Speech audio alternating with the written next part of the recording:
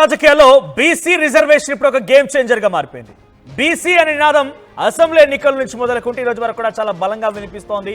నివురుగప్పిన నిప్పులాగా బీసీలంతా ఏకమైపోయి పార్టీలకు అతీతంగా తమకు రావాల్సినటువంటి హక్కుని కాపాడుకునేందుకు ప్రయత్నం చేస్తున్నారు. కానీ అది అమలవుతుందా, లీగల్ గా సాధ్యమవుతుందా? ఇటువంటి డిస్కషన్సే సుమారుగా 7 ఏడాది కాలం పాటుగా జరుగుతూనే ఉన్నాయి. దానికి డెడికేటెడ్ కమిషన్ వచ్చింది, కులగణన చేపట్టారు. కులాలకు సంబంధించి ఏ కులాల వారు ఎంత సంఖ్యాబలంగా ఉన్నారని చెప్పే ప్రయత్నం అటు కాంగ్రెస్ పార్టీ చేసింది. దాన్ని కొంత విభేదించారు, కొంతమంది ఛాలెంజ్ కూడా చేశారు. ఇప్పుడు ఆఖరికి వస్తే ఇక స్థానిక సంస్థల ఎన్నికలు రేపో మాపో నిర్వహించాల్సినటువంటి ఆవశ్యకత ఏర్పడింది. బికాజ్ కోర్టులు కూడా ఇన్వాల్వ్ అయిపోయి 3 నెలల కాలంలో పూర్తిగా ఎన్నికలు నిర్వహించాలని చెప్పి చాలా క్లియర్గా చెప్పడంతో రిజర్వేషన్లు ప్రకటించాలి. మరి రిజర్వేషన్లు ఏ తారీఖులో ప్రకటించాలి? కాంగ్రెస్ పార్టీ చెప్పిన ప్రకారంగా 42% రిజర్వేషన్ని ప్రకటించాలి అంటే దానికి అనేక సవాళ్ళు ఎదుర్కోవాల్సి ఉంటుంది. నిన్ననే క్యాబినెట్ భేటీ జరిగింది. క్యాబినెట్ భేటీలో కూడా 42% ఆర్డినెన్స్ ని తీసుకొస్తామని చెప్తోంది. డిస్కషన్ చేద్దాం. 42% ఆర్డినెన్స్ ని ఎంత మేర అమలు చేయబోతోంది, దానికి లీగల్ కాన్సిక్వెన్స్ ఏంటని చెప్పి మనతో పాటుగా బీజేపీ నుంచి తాడూరు శ్రీనివాస్ గారు, కాంగ్రెస్ నుంచి చరణ్ కౌశిక్ యాదవ్, ఇక బీఆర్ఎస్ పార్టీ నుంచి శుభప్రద్ పటేల్ గారు ఉన్నారు.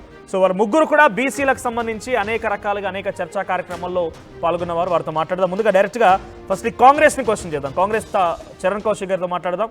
చరణ్ గారు, ఏంటి ముందుగా చట్టం అన్నారు, ఆ తర్వాత అనేక రకాలుగా రిజర్వేషన్లకు సంబంధించి హామీలు అయితే చాలా మెండుగానే ఉన్నాయి. సో ఆర్డినెన్స్ పైన ఇంకా రకరకాల చర్చలు జరుగుతున్నాయి, లీగల్ కాన్సిక్వెన్స్ అంటున్నారు. సో కేంద్రం సహకారం లేకుండా మీరు తీసుకొచ్చేటువంటి 42% రిజర్వేషన్ ఏం కాబోతోంది, ఎలా చూడాలి?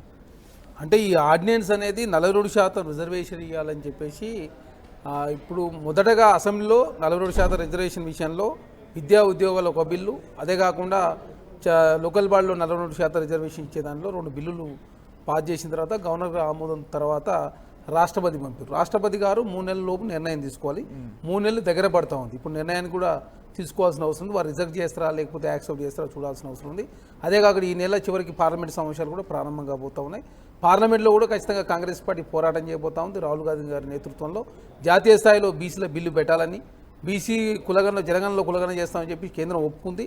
అదే కాకుండా ఈశాన్య రాష్ట్రాలు ఆల్రెడీ ప్రారంభించింది కాబట్టి, అదే కాకుండా బీసీలకు సంబంధించినటువంటి తెలంగాణ అంశాన్ని 9th షెడ్యూల్లో చేర్చే విధంగా లేదు తెలంగాణ రాష్ట్రం, ఎందుకంటే కోర్టుకు మేము మాట ఇచ్చినాం 3 నెలల లోపు అంటే నెలలోపు రిజర్వేషన్ ఫిక్స్ చేస్తామని చెప్పేసి రాష్ట్ర ప్రభుత్వం మాట ఇచ్చింది. కాబట్టి ఈ ఆర్డినెన్స్ త్వరగా తీసుకురావడం జరుగుతుంది.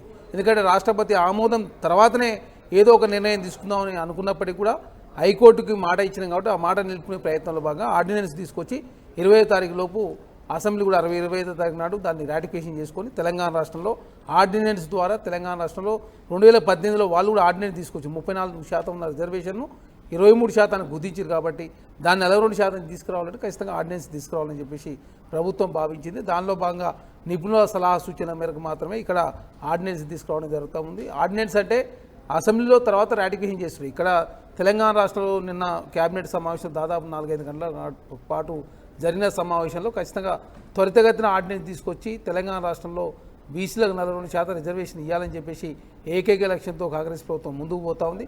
దానిలో భాగంగా ఆర్డినెన్స్ తీసుకొచ్చే ప్రయత్నం జరుగుతూ ఉంది.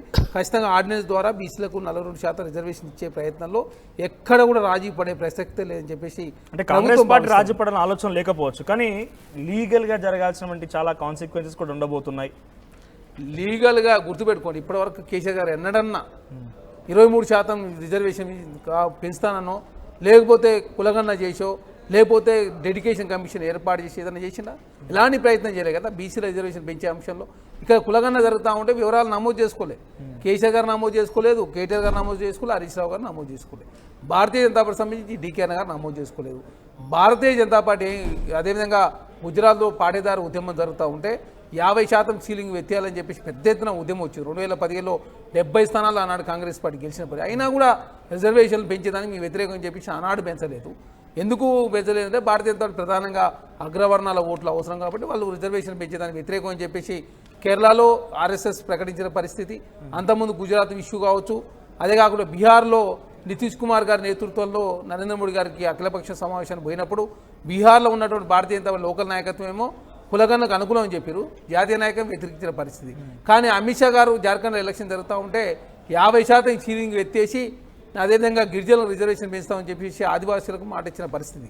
భారతీయ జనతా పార్టీ ఓట్ల కోసం రిజర్వేషన్ పెంచుతానని చెప్తా ఉన్నారు. బీసీలకు ఇచ్చిన మాట నిలుపుకునే ప్రయత్నం జాతీయ స్థాయిలో కాంగ్రెస్ పార్టీ ఇష్యూని సీరియస్ తీసుకుంది కాబట్టి అంటే మీకేదైనా అడ్డుకట్ట ఉందంటే బీజేపీతోనే అంటారా? మరి అంతే కదా, ఇప్పుడు కాంగ్రెస్ పార్టీ ఒప్పుకుంటా ఉంది, ఇండియా కూడా ఒప్పుకుంటా ఉంది. చట్టసభలో రిజర్వేషన్ బిల్లు తీసుకొస్తే మరి ఎవరు అడ్డు? మీకు ఇప్పుడు ఎవరు అడ్డు అదుపు లేదు కదా. ఓబీసీ ప్రధానమంత్రి, 26 మంది కేంద్ర మంత్రులు కూడా అని చెప్పి మీరే చెప్తా ఉన్నారు.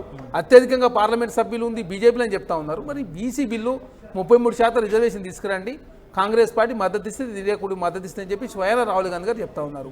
మేము 2024 మేనిఫెస్టోలో చాలా స్పష్టంగా పెట్టినాం, జనగణనలో కులగణన జరగాలని చెప్పి కాంగ్రెస్ పార్టీ కోరుకుంది. దానిలో భాగంగా తెలంగాణ ముఖ్యమంత్రి కూడా ఢిల్లీ పోయి జంతర్ మంతర్ ధర్నాలో చాలా స్పష్టంగా ఓబీసీ ప్రధానమంత్రి బీసీని మోసం చేస్తూ ఉంది. కాబట్టి జనగణనలో కులగబెట్టని చెప్తే లాస్ట్ కులగణన ఒప్పుకొని నార్థన్ స్టేట్లో ఇప్పుడు అది అక్కడ ఆల్రెడీ కులగణన జరుగుతూ ఉంది. ఖచ్చితంగా కాంగ్రెస్ పార్టీ దేశవ్యాప్తంగా బీసీ కులగణనలో జరిగిన తర్వాత చట్టసభ రిజర్వేషన్ ఉండాలి, బీసీ సప్లాన్ ఉండాలని చెప్పి కాంగ్రెస్ పార్టీ కోరుకుంటా ఉంది. ఇప్పుడు 50 లక్షల బడ్జెట్లో బీసీలకు ఇచ్చేది 3% మాత్రమే. 90 మంది సెక్రటరీ, పార్లమెంట్ సెక్రటరీ ఉంటే అందులో 3 మాత్రమే బీసీలు ఉన్న పరిస్థితి. లెక్క కడితే మీకు కాంగ్రెస్ పార్టీ ప్రస్తుత ప్రభుత్వంలో కూడా ఎంత మంది ఉన్నారు, ఏ సెక్రటరీ ఏ పార్టీలు ఉన్నారో చెప్పాల్సి వస్తుంది. కాంగ్రెస్ పార్టీ భారతీయ జనతా పార్టీ బీసీని ముఖ్యమంత్రి చేస్తాను, బీజేపీ నేత మీరు చేయలేదు. కౌన్సిల్లో ఏవిఎన్ రెడ్డి గారు, అదేవిధంగా చైర్మన్ ప్రకటించిన రోజు 17 మంది చేసుకోండి. అదే దానికి తర్వాత చాలా మార్పులు వచ్చినాయి. Congress party BC already BC గారు, ఇప్పుడు బీసీలకి రిజర్వేషన్ అమలు చేయడంలో చాలా కీలకంగా అడ్డుపడేది, కాళ్ళలో కర్ర వేసేది బీజేపీయే. ఎక్కడ రాష్ట్రంలో మేము ఉన్నామా, ప్రభుత్వంలో ఉన్నామా, ప్రతిపక్షం? ఇప్పుడు బాలైతే మీ ఒక్క నిమిషం, మా కోట్లకి ఎందుకు వేసిరు అసలు? తప్పించుకోవడానిక? నీ కోట్లని నేను వాడుకోవచ్చు కదా. ఇక్కడ ప్రతిపక్ష పార్టీ సపోర్ట్ చేయదు, ఆయన బయటకు వెళ్ళి ప్రతిపక్ష నాయకుడు మాట్లాడాడు, ఓబీసీలో చర్చ జరిగినప్పుడు అసెంబ్లీలో పార్టిసిపేట్ చేయడు. ఆయననేమో అన్నారు కానీ మమ్మల్ని అంటారు. మేము అసెంబ్లీలో సపోర్టే చేస్తాం మీ బిల్లుకు, మేము మద్దతు ప్రకటించినాం. బీజేపీ వాళ్ళు వాకౌట్ చేసిరు, వాళ్ళ మీద మాట్లాడకుండా మా మీద మాట్లాడతారు. ఒక్క నిమిషం, నేనేమంటున్నా, ఇప్పుడు నేను చరిత్ర జోలికి పోను, ఎందుకంటే కాంగ్రెస్ పార్టీ చరిత్ర చదివితే అన్ని పెంకాసులే ఓబీసీల పట్ల. ఏది నెహ్రూ గారు కాలేకర్ కమిషన్ కావచ్చు, డెకేడల్ సర్వేల ఓబీసీల గణన జనగణనకి వెళ్ళి తీసేసిన వాళ్ళు కావచ్చు, ఇవాళ జనగణన అడుగుతున్నారు. సరే మునిమన్మడి వచ్చేసరికి అడుగుతున్నారు కానీ ముత్తాత టైంలోనే అది తీసేసిన అనే విషయం ఎక్కడ మాట్లాడారు వీళ్ళు. సో అప్పుడే కదా, అప్పుడు కనుక బ్రిటిష్ రూలింగ్లోనే మనకు 1931లో ఓబీసీల గణన కూడా ఉండేది కదా. మరి స్వాతంత్రం వచ్చినాక పోయింది కదా నెహ్రూ గారి కాలంలో. మరి అదే రకంగా ఇందిరాగాంధీ గారి టైంలో ఏమైంది, రాజీవ్ గాంధీ గారి టైంలో ఏమైంది చర్చిద్దాం. కానీ ఆ సందర్భం వేరు. నేను ఇప్పుడు అనవసరంగా తూతూ మైమై అనొద్దు అని చెప్పి నేను అవన్నీ తోడట్లేదు. ఇప్పుడు నేనేమంటున్నా అంటే, కామారెడ్డి డిక్లరేషన్ పెట్టినావు, ఆ రోజు నువ్వు లీగల్గా అందరితో సంప్రదించి పెట్టినవా, నీకు అనుభవం లేకుండా ఉట్టిగానే గాలికి ఓట్ల కోసం పెట్టినవా? ఈ రోజు 2 ఏళ్ళు అయింది ఈ రాష్ట్రంలో. ఈ 2 ఏళ్లలో కూడా ఎప్పుడు కూడా ఓబీసీల గురించి ఈ ఆర్డినెన్స్ దేనికి 2 ఏళ్ళు పడుతుందా? ముందేదేని ఉంటుంది మరి ఇంత టైం దాకా ఎందుకు వెయిట్ చేసాం అంటే, ఎన్నికలు రేపు వచ్చే నెల 2 నెలల్లో ఎన్నికలు, హైకోర్టు మొట్టికాయ వేసింది, తప్పదు కాబట్టి ఇప్పుడు ఏదో డ్రామా ఆర్డినెన్స్ కూడా ట్రై చేసినామని చెప్పడానికి. మెల్లగా ఇట్లా చెప్తారు, బీఆర్ఎస్ ని ఉసుగొల్పి వాళ్ళతో కేసులు వేపిస్తారు. డెఫినెట్ గా మేము మద్దతు ఇచ్చినాం కదా. అరే ఓబీసీలకు 42% బిల్లు పెడితే అసెంబ్లీలో మేము మద్దతు ఇవ్వలే, ఏ రూపంలో ఇచ్చినా మద్దతు చేస్తారు. 40 ఓబీసీలకు అసలు చేయాల్సిందే మీరు, ఇంకా పచ్చపని సంతకం పెట్టాల్సింది మీరు, రాష్ట్రపతి 3 నెలల ఆమోదముద్ర వేయాల్సింది, చట్టాల్లో దానికి చట్ట రూపం దాల్చాల్సింది, పార్లమెంట్ డిస్కషన్ పెట్టి దానికి తీసుకురావాల్సింది. ఈ రోజు అడుగుతున్నారు, ఇవాళ ఎంత 2025, 1947 నుంచి 2025లో గియ్యాల మేలుకు వచ్చిందా? మమ్మల్ని అడుక్కునే పరిస్థితి రాదు కదా, మమ్మల్ని డిమాండ్ చేసే పరిస్థితి రాకపోవు కదా. మీరు రాహుల్ గాంధీ రోడ్ల పొంటి తిరిగి ఓబీసీ అనేటటువంటి అవసరం పాపమా మునిమన్వానికి రాకపోవు కదా పార్టీలో. మీరు చేయని వాళ్ళు మమ్మల్ని అంటారా? 50+ ఏళ్ళు పరిపాలించారు మీరు, మీకు మెజార్టీ లేకుండా. ఇప్పుడు మాకున్న మెజార్టీ మీకు రాలేదా? ఎమర్జెన్సీలు పెట్టేంత మెజార్టీ వచ్చింది కదా. కాంగ్రెస్ అడగలేదు కాబట్టి బీసీలకు మేము న్యాయం చేయం, బీసీలకు చేయండి. ఇప్పుడు సెన్సస్ లో ఓబీసీని యాడ్ చేసినామా? ఇంత పెద్ద నిర్ణయం చూడండి. దేశంలో ఇప్పటి వరకు ఏ ప్రధానమంత్రి చేయండి, ఈ రోజు ఏ కేంద్ర ప్రభుత్వం చేయండి, మేము నిర్ణయం తీసుకొని చేసేటోళ్ళని మీరు ప్రశ్నిస్తున్నారు. ఇలా జనగణనలో ఓబీసీని ఇంక్లూడ్ చేసినాం. నేనేమంటున్నా, మేము దేశాన్ని ఓబీసీలు ఇవాళ రోడ్ల పట్ల ఉద్యమం చేస్తున్నారండి. ఎందుకు చేస్తున్నారు? ముఖ్యమంత్రులు మేము కావాలని, ప్రధానమంత్రులు మేము కావాలని, దేశాధ్యక్షులు మేము కావాలని, ఇవాళ ఎమ్మెల్యేలు ఎక్కువ సంఖ్యలో కావాలని, లెజిస్లేచర్లో ఎక్కువ సంఖ్యలో కావాలని కదా ఓబీసీలో పోరాటం చేస్తూ ఉన్నారు. అది ఏ పోరాటం చేయకుండానే ఇవాళ ఒక ప్రధానమంత్రిని మేము ఇచ్చినాం, ఒక ముఖ్యమంత్రిని సాధనైతే ఈ రాష్ట్రంలో. రెండోది ప్రతిపక్ష హోదా, రాహుల్ గాంధీ పార్లమెంటులో ప్రతిపక్ష హోదా చెప్పిండు. నేనేమంటున్నా, నేనే చివరి రెడ్డిని తర్వాత బీసీఏ ముఖ్యమంత్రి ఆ రోజు ఏమన్నా జరగవచ్చు అని. రాహుల్ గాంధీ గారు ఆడ తుమ్మితే ఊసిపోయేది పదవిది. రాహుల్ గాంధీ గారు చెప్తే నేను ఓబీసీలకు చేసిన అన్నాడు. ఆయనకి ఎన్ని ఇబ్బందులు ఉన్నాయి ఇక్కడ తెలియదా మాకు? ఆయన వెనకాల ఎంత ఫోర్స్ వాళ్ళు తీసుకున్న ఆర్డినెన్స్ నేను ఒకటే డిమాండ్ చేస్తా ఉన్నా, మిమ్మల్ని నమ్మాలంటే చిత్తశుద్ధి ఉంటే రాహుల్ గాంధీ గారు కాన్స్టిట్యూషన్ ప్రొవిజన్స్ అక్కర్లే, చట్టాలు అక్కర్లే, లాయర్లు అక్కర్లే. రాహుల్ గాంధీ గారు ఒక ఆదేశం ఇస్తే ఈడు ఒక ముఖ్యమంత్రి అవుతాడు. రాహుల్ గాంధీ గారు ఆదేశం ఇస్తే ఇవాళ మేము ఆడ 28% క్యాబినెట్ మంత్రులను పెట్టినాం. నువ్వు పెట్టు ఈడ 42% పెట్టినాక దీని గురించి మాట్లాడు, మేము కూడా ఒప్పుకుంటాం, సై అంటాం ఓబీసీలం. నువ్వు ఈజీగా ఏ చట్టం లేని, ఏ లాయర్లు అవసరం లేని, ఏ కాన్స్టిట్యూషన్ అవసరం లేని క్యాబినెట్ మంత్రులని 42% పెట్టి చూడు. గది చేత కాదు. కాన్స్టిట్యున్సీకి 2 సీట్లు ఇస్తాను ఇచ్చిరా, మిమ్మల్ని ఎట్లా నమ్మాలి? నేను పబ్లిక్ అడుగుతాను. పబ్లిక్ చాలా ఇంట్రెస్టింగ్ డిస్కషన్ ఇది.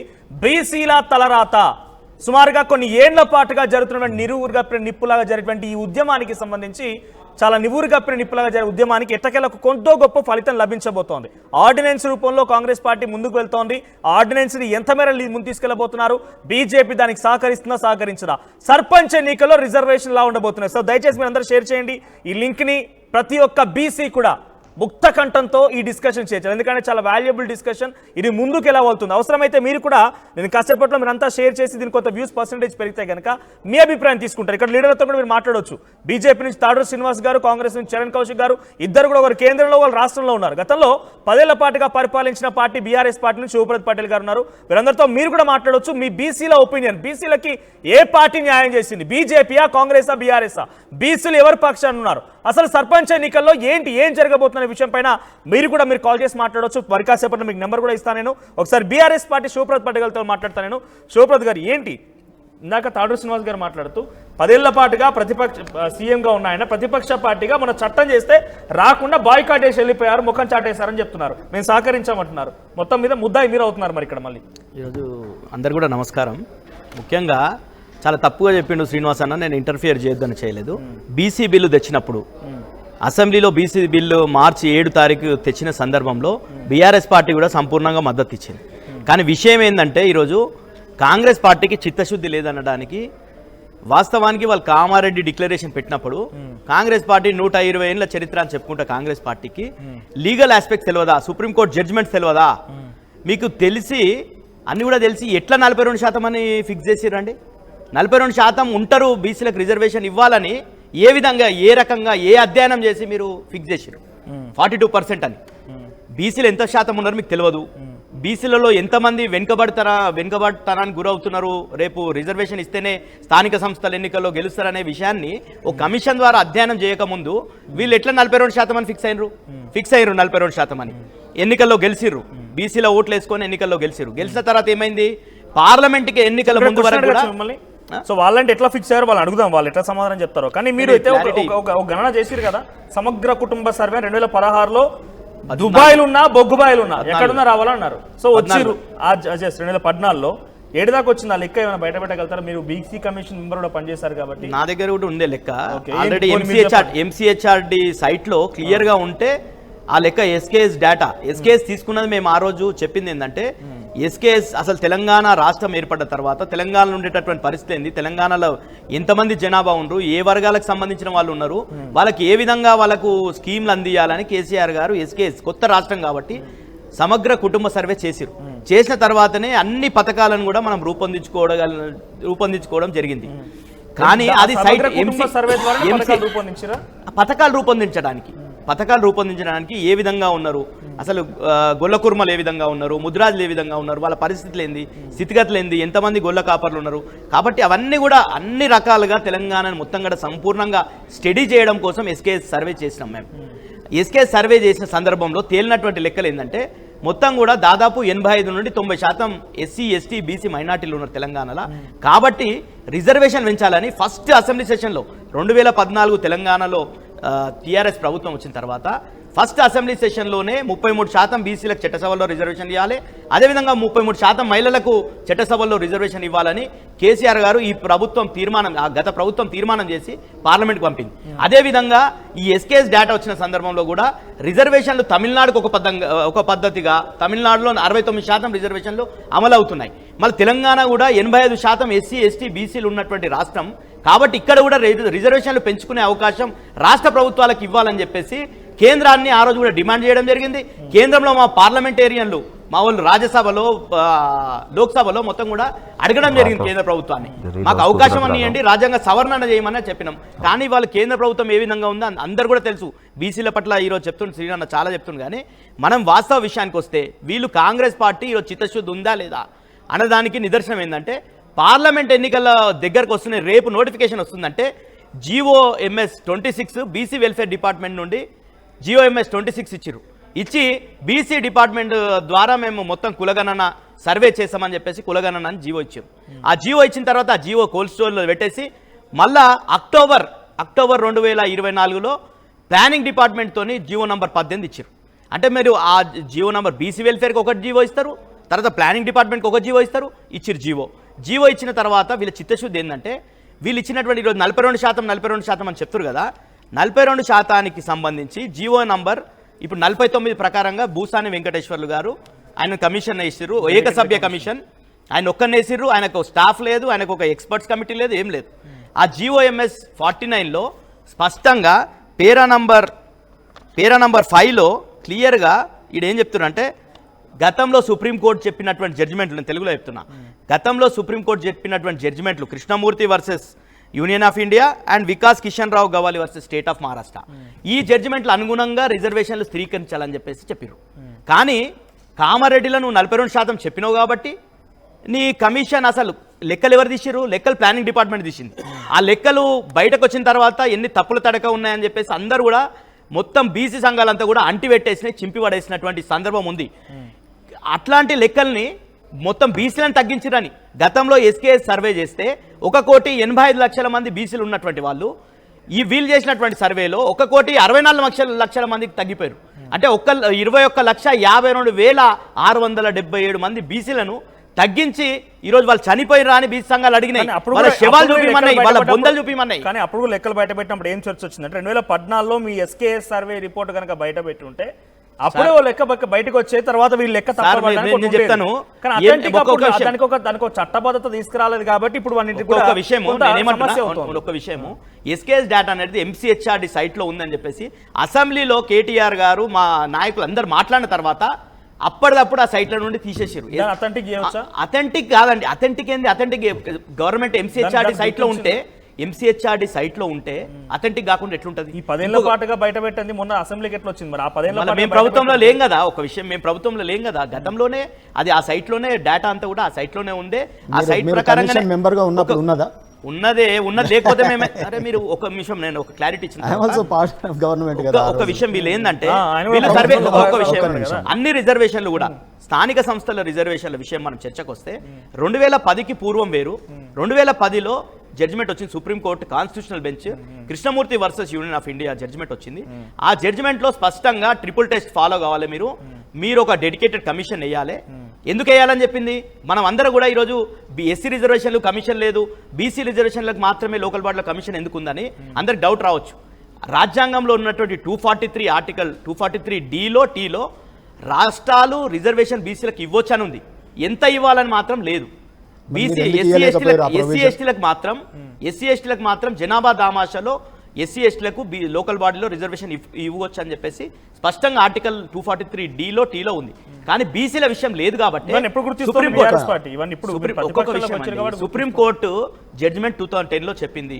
ఎప్పుడైతే రాజ్యాంగం లేదు కాబట్టి సుప్రీంకోర్టు ఇంటర్ఫియర్ అయ్యి మీరు ఈ వెనుకబాటుతనాన్ని రాజకీయ బీసీల వెనుకబాటుతనాన్ని నిర్ధారించి వాళ్లకు రిజర్వేషన్ ఇవ్వాలి. అది కూడా లోకల్ బాడీ వైజ్ రిజర్వేషన్, అంటే ఒక గ్రామ పంచాయతీ ఉంటే గ్రామ పంచాయతీలో వార్డ్ మెంబర్స్ కూడా ఎంతమంది బీసీలు ఉండాలని నిర్ధారించాల్సింది ఒక డెడికేటెడ్ కమిషన్. దాని డెడికేటెడ్ కమిషన్ ద్వారా నిర్ధారించి అది కూడా ఎంత 50% బీసీ చేయాల్సిన సమయంలో చేయకుండా పోరాటం మీరు పెద్ద ఎత్తున పోరాటం చేస్తున్నామని చెప్పి బయటికి మాట్లాడడం వల్ల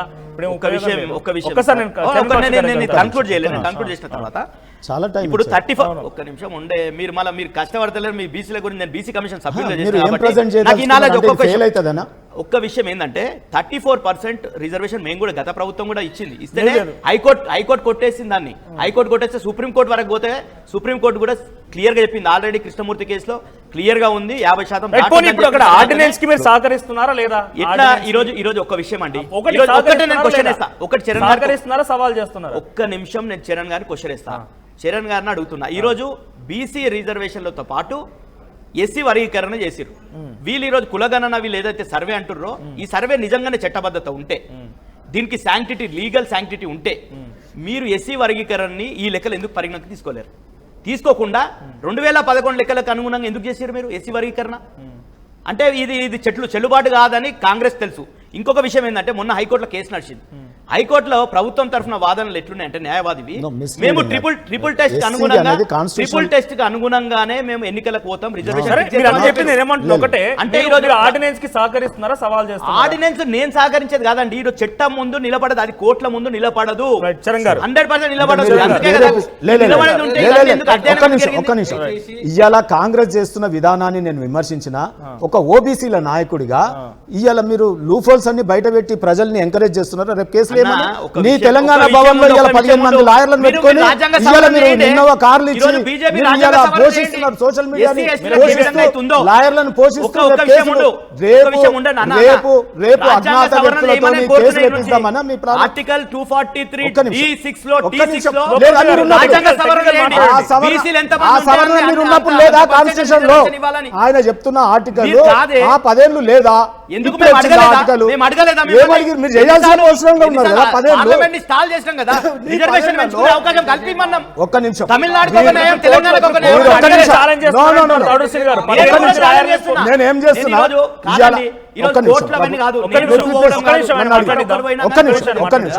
మీరేమంటారు 10 ఏళ్ల గవర్నమెంట్ లో మీరు చేసిన సర్వే బయటకు పెట్టం కానీ ఎంసీహెచ్ఆర్డీలో ఎప్పుడు పెట్టిరండి ఎవరు పెట్టిరండి అక్కడనే పెట్టొచ్చా ప్రభుత్వంలో జీవోల రూపంలో ఒక జీవో రూపంలో రావద్దా మీ టైంలో పెట్టొద్దా ఎంసీహెచ్ఆర్డీ ఏందండి అదొక ప్రైవేట్ సంస్థ ఒక రకంగా మాట్లాడితే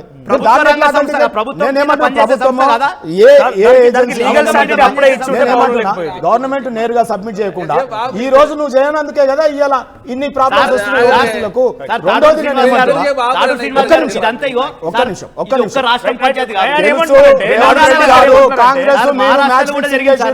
నేను ఇది ఆర్డినెన్స్ తెస్తా నువ్వు కేసులు వెయ్యి మరి ఇద్దరం కలిసి డ్రామాలు ఆడదాం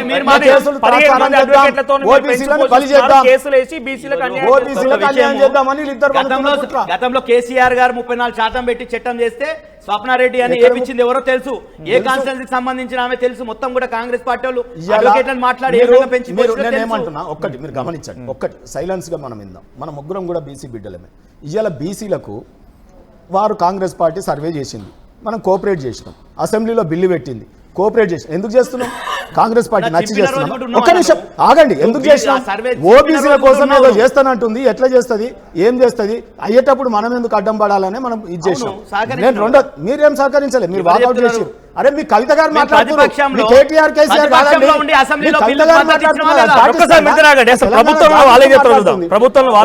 నేనేమంటున్నా మై హంబుల్ రిక్వెస్ట్ మీరు చెప్పిన గావులి కేసు తెలియక కాదు కృష్ణమూర్తి కేసు తెలియక కాదు ఇవాళ అడ్వకేట్లమే కదా అందరం నేను ఎందుకు చెప్పట్లేదు అంటే ప్రజల్ని మీరు ప్రేరేపిస్తున్నారా వ్యతిరేకంగా ఓబీసీలది ఆర్డినెన్స్ కేసులకి ట్రైనింగ్ ఇస్తున్నారా ప్రజలకు టీవీల ద్వారా చెప్పి ఫెయిల్యూర్ థియరీని ఇవ్వాలని నీ పేపర్లో నీ పాంప్లెంట్ లాంటి పేపర్లో ఏం రాసినావు అన్ని పేపర్లు ఏం రాసినావు నువ్వేం రాసినావు మొత్తం ఆర్డినెన్స్ నేనేం సపోర్ట్ చేస్తలేను ఆర్డినెన్స్ రూపం కాదు చట్టబద్ధంగా రావాలి కానీ ఇప్పుడు బీఆర్ఎస్ పార్టీ కేసులు ప్రోత్సహిస్తున్నది నేను ఎట్లా వచ్చింది మీరు చూడండి ఒకనాడు సోషల్ మీడియాకు పేమెంట్లు ఇచ్చి పెట్టుకున్నారు ఇన్నోవాలు ఇచ్చి పెట్టుకున్నారు ఒకనాడు సోషల్ మీడియా ఛానల్ పెట్టుకున్నారు ఇవాళ లాయర్లను పెట్టుకున్నారు నువ్వు లాయర్వే కదా ఏం జరుగుతుందో తెలియదా లాయర్లని రేపు అజ్ఞాత వ్యక్తితో కేసు వేపిస్తారు ఎందుకంటే ఒకవేళ బై ఛాన్స్ ఎన్నికలు జరిగిపోయినాయి అనుకో మేము సహకరిస్తున్నాం వాళ్ళు చేస్తున్నారు తెలంగాణ బిల్లుకి ఎట్లయితే వాళ్ళు చేస్తున్నారు అదే రకంగా ఓబీసీలకు కూడా మేము సహకరిస్తున్నాం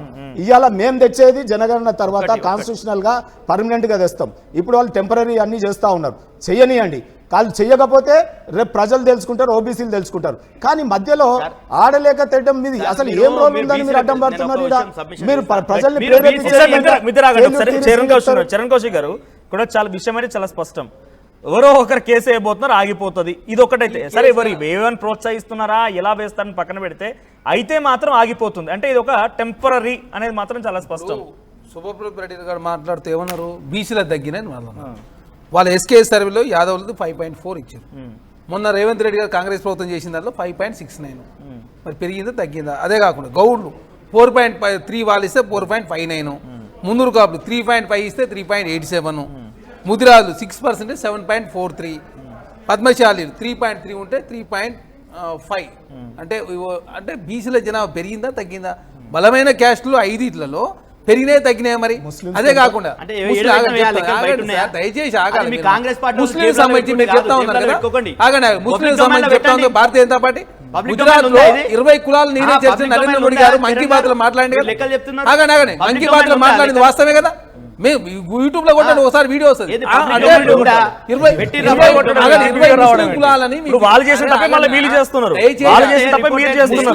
గుర్తుపెట్టుకోవాలా, సిక్కులు కూడా ఎస్సీలు ఉంటారు. వాళ్ళకి ఆగండి దయచేసి, నేను మాట్లాడుతున్నా, మీరు మాట్లాడుతుంటే మేము మాట్లాడలే. చరణ్ సింగ్ చెన్ని ఉన్నాడు, ఆయన ఏ క్యాస్ట్ ఎస్సీ, ఆయన సిక్ ఎట్టయింది మరి. కులం ఇప్పుడు బీసీ అయిన తర్వాత మతం అనేది తర్వాత సంగతి. వాళ్ళ వెనుకబాటుతన ఆధారంగా ఇస్తారు రిజర్వేషన్లు. మరి కర్ణాటకలో యడ్యూరప్ప గారు ఉన్నప్పుడు అక్కడున్నటువంటి ముస్లింలను కొన్ని క్యాస్ట్ని తీసుకొచ్చి బీసీలు చేసిండు. మరి ఎందుకు చేసిండు? అప్పుడు భారతీయ జనతా ఎందుకు మాట్లాడలేదు? అంటే భారతీయ జనతా ఎలక్షన్ల కోసం మాత్రం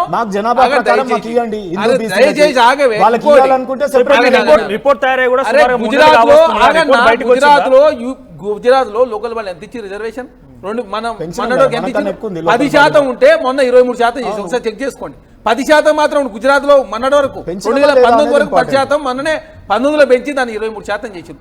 యూపీఎస్ లో ఇప్పుడు ఎస్సీ ఎస్టీ బీసీలకు అమలు అవుతుంది ఎంత 25%. మరి ఓబీసీ ప్రధానమంత్రి ఏం చేస్తున్నాడు మరి? అంటే ఓబీసీ ప్రధానమంత్రి చెప్తారు 50 లక్షల కోట్ల బడ్జెట్ లో 3% నిధులు ఇస్తారు.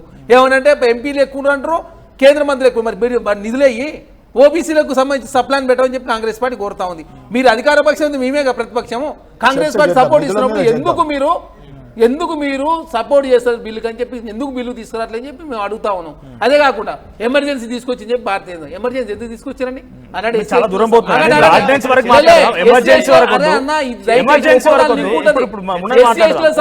మూల విషయంలో భూములు పంచలేదు కదా అన్నాడు. ఎమర్జెన్సీ తీసుకొచ్చి భూములు పంచింది ఎవరి కోసం చేసిరు? కాంగ్రెస్ పార్టీ ఎప్పుడు ప్రజల కోసం చేస్తారు. మీరు అగ్రవర్ణాలు చేస్తారు కాబట్టి ఈడబ్ల్యూఎస్ రిజర్వేషన్ మరి 10% ఎట్టించారు. మరి మీరు 10%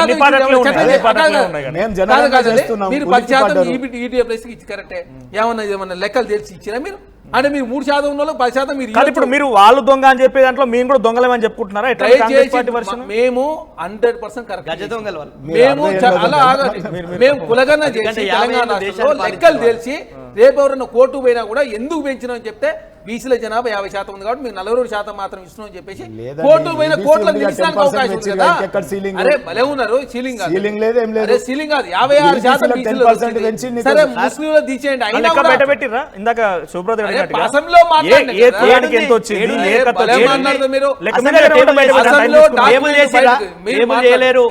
ఒక కన్సాల్ ఒక మెమో ఒక సర్క్యులర్ లాగా ఒక సమస్య. ఫైల్ మీరు అసెంబ్లీలో ఉంటారు, వారేమో పాయల శంకర్ గారు వారేదో మాట్లాడి వారు వెళ్ళిపోయారు. అసెంబ్లీలో మేము ఎందుకు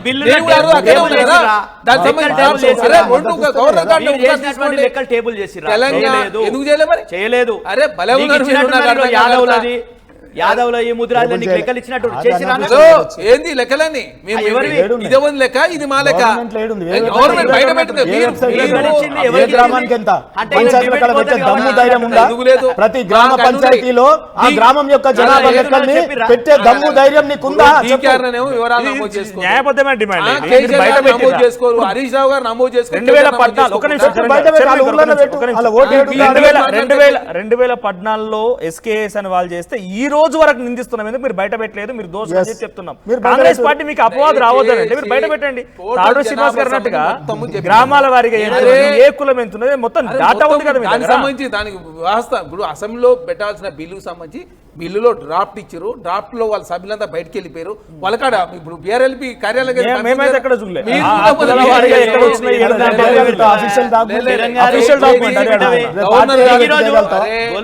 మంత్రి పదవే లేదు.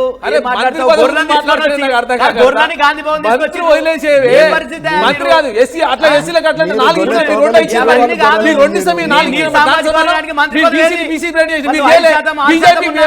చేస్తాను చేయలే. మరి బీజేపీ కౌన్సిల్ లో తర్వాత తర్వాత రామచంద్ర మీరేం చేశారు? మరి తెలంగాణలో ప్రధానమంత్రి మీరు ఏం చేసినాం. చెప్పండి బీసీల కోసం? అరే గవ్వ భారతీయ అడుగుతారు జనతా మా పార్టీ గురించి? చెప్పండి. అంటే మేము అంత చిన్నగా కనిపిస్తున్నాం మళ్ళీ చిన్నగా ఎక్కడిది? అంటే నీకు మీరు ఓన్లీ పార్టీ బీసీలు ప్రెసిడెంట్ అయితే ఉండవు సరిపోతుందా? మీరు పార్టీ ఏమన్నారు? ప్రెసిడెంట్ కాదు, అలా దయచేసి ముఖ్యమంత్రుల్ని, ఇంట్లో ప్రధానమంత్రుల్ని, వచ్చిన సమస్య. కేంద్ర ఒక్క నిమిషం మంత్రుల్ని మాట్లాడదాం, ఆయన మాట్లాడదాం. చాలా మీరు నాకు authentic- అర్థం రైట్, కాగలేవునా? రైట్, పాయింట్ ఒకరు మాట్లాడదాం మనం. ఉడికిపోతున్నాయి, మీరు ఇద్దరు ఆపరిద్దరు ఏందన్నా నాకు అర్థం కాదు. కరెక్ట్ చెప్పి ఇంట్లో పాయింట్ ఇద్దరు మాట్లాడదాం, చేస్తే పాయింట్ మాట్లాడదాం. ఒకరు చిరంగా, చేస్తే చిరంగా. అరే ఆపన నా అందరికీ వాయిస్ ఇవ్వాలి. కిల్ చేస్తానికి రైట్, ఒక్క నిమిషం, మీరు ఒక్క నిమిషం ఇద్దరు ఆగండి, ఆపండి. ఒక్క నిమిషం ఆగండి. ఇప్పుడు లెక్కలు అరే బయట మీరు పెట్టమని అడగండి. ఆయన మాట్లాడదాం, అర్థం మాట్లాడదాం. కాదు. చిరంగారితో మాట్లాడతా, మీరు చిరంగారితో చేసే మాట్లాడతా. ఆపండి. ఒక్క నిమిషం. మాట్లాడడానికి సమాధానం కుటుంబాలు చెప్పాలి. కులగణన ప్లీజ్ లెక్కలేవి. దయచేసి. ఒక్క నిమిషం నేను మాట్లాడుతున్నాను. బీజేపీ గురించి నేను ప్రశ్నిస్తాను. నువ్వు ఏ పార్టీ ఆగండి, గురించి కాదు, ఆగండి. పార్టీ గురించి కాదు, గురించి పార్టీ ప్రశ్న గురించి కాదు. వేయాలా? నేను అడుగుతా. వాళ్ళు ఏమన్నారు? నేను బీసీలకు అడుగుతా. సంబంధించి కాంగ్రెస్ పార్టీ ఏం రైట్, చేసింది? అది కూడా మాట్లాడుతూ కానీ బీసీ అది కూడా బీసీ మాట్లాడుతూ కానీ ఉన్నప్పుడు నేనేమంటున్నానంటే ఇందాక తాడూరు శ్రీనివాస్ గారు అన్నట్టుగా శోభరత్ పాటిల్ గారు అన్నట్టుగా 2014లో వారు ఎస్కే సబ్ రిపోర్ట్ తీసుకొస్తే ఇప్పటి వరకు బయట పెట్టాలని ఇంకా దూషిస్తున్నాం సార్, వాళ్ళని. పెట్టినాం. ఒక నిమిషం కాదండి, ఆగండి, 56 వాళ్ళు ఇంకా సెకండ్లు దోషులుగా వచ్చింది. చూపిస్తున్నారు. కాదు, 56 అటువంటి అభివాదం సెకండ్లు మీకు వచ్చింది. రాలేదనంటే అరే 56 ఎక్కడి నుంచి వచ్చిందన్న నాకు అర్థం కాదు. 56 లెక్కలేదో బయట అరే మీరు పెట్టమంటున్నారు. భలే ఉన్నారు. బీసీ సంఘాలు పిలిపించి అసెంబ్లీలో మీడియా కాన్ఫరెన్స్ కమాండ్ లీడర్ పెట్టి- చాలా స్పష్టం వాళ్ళతో మాట్లాడిన మీరున్నారుగా పక్కన మీరు నాకు చెప్పండి, చెప్పండి. ఏ అరే, ఎంతమంది ఇచ్చినారు? అరే ఏ ఎంతమంది ఇచ్చినారు? కులం ఇయ్యలే. బీసీలు ఎంతమంది ఉన్నారు? టోటల్ ఎస్సీ పేపర్లో ఎంతమంది రాలే ఉన్నారు? కదా. ఇంకోటి, పేపర్లో ప్లానింగ్ రాలేదు. కమిషన్ ఎందుకు పోయినా అడిగి ఎస్సీ వర్గీకరణ చేయాలా? వాళ్ళు ఎట్లా చేసినా చెప్పినందుకు దానికి ఒక ప్లానింగ్ కమిషన్ అయితేనే కదా అందరు వచ్చేది. అలా ఎస్సీ ఎస్టీ బీసీ మహిళలు అన్నిటికి సంబంధించి ఉంది కదా, ఒక బీసీ సంబంధించి కాదు కదా.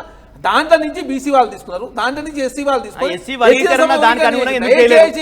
ఒక్క క్వశ్చన్. అది ఎస్సీ అంటే వర్గీకరణ 2011 ఇందాక శోభరాజు గారు ఏమన్నారంటే- సంబంధించి ఏమంటున్నారు వీళ్ళు? మళ్ళీ కొత్త లెక్కల ప్రకారం పెంచితే మళ్ళీ కోటి వివాదం అయితే మళ్ళీ ఏమన్నా అంటే ఏం అయిపోవాలని చెప్పి అంటే నీ భారతీయ లెక్కల మీద జనతా పార్టీ నమ్మకం లేదు కదా. ఇప్పుడు దయచేసి బీసీలకేమో ఆ లెక్కల ప్రకారం మీరు చేశారు. ఎవరు ఒక్క నిమిషం, ఒక్క నిమిషం. అయితే మీరు అయితే ఎస్టీలకు ఇప్పటికీ వాళ్ళు సంబంధించి మాత్రం ఏమంటున్నారు? 10% ఇచ్చారు. మరి ఎందుకు ఇలా మైనార్టీలకు అన్నాడు 12% ఇస్తాని?